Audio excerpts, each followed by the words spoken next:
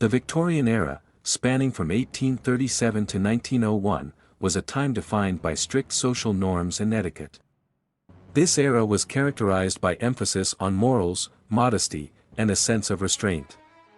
It was in this environment that dating and relationships took place, and the social norms of the time greatly impacted the way that people approached romantic relationships. During the Victorian era, social events were the primary way that people met potential partners. Balls, dinner parties, and other social gatherings were where people could openly interact with members of the opposite sex. However, these events were extremely controlled and heavily monitored by chaperones who were responsible for ensuring that no inappropriate behavior took place. For women, finding a suitable partner was highly dependent on their social class. Women from higher social classes were expected to marry into a family of equal or higher status, whereas women from lower classes were expected to marry for economic reasons, often to provide support for their families. Women were also expected to be virtuous, chaste, and obedient, and courtship often revolved around these qualities. Engagement was a formal declaration of intent to marry, and this stage was closely monitored by the couple's families. Once engaged, the couple entered a period of intense courtship and were expected to adhere to strict rules of conduct. Prolonged physical contact, such as kissing, was forbidden, and couples were expected to maintain decorum at all times.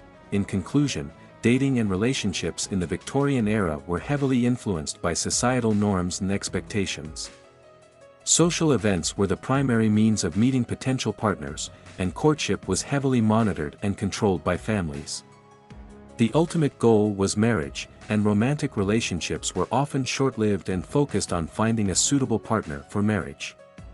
Despite the constricting nature of these social norms, they played an important role in shaping the romantic relationships of the era, while social norms played a significant role in dating and relationships during the Victorian era.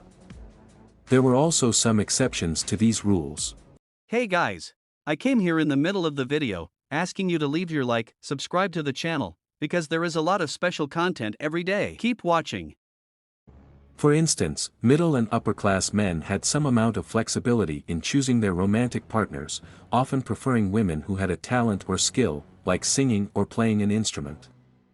This preference for talent over social status opened up opportunities for women to showcase their skills and interact with men in ways that were not strictly controlled. The Victorian era also saw the advent of a new form of dating known as courtship letters. Courtship letters were written letters in which romantic partners expressed their feelings, intentions, and desires to one another. This form of communication allowed couples to express their emotions more freely, in a way that was not possible during in-person conversations.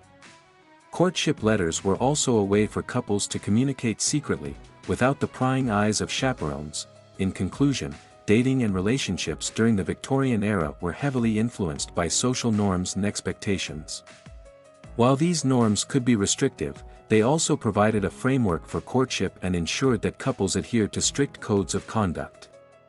Despite these constraints, Victorian society saw the dawn of new forms of communication, like the courtship letter, and some rare examples of love matches.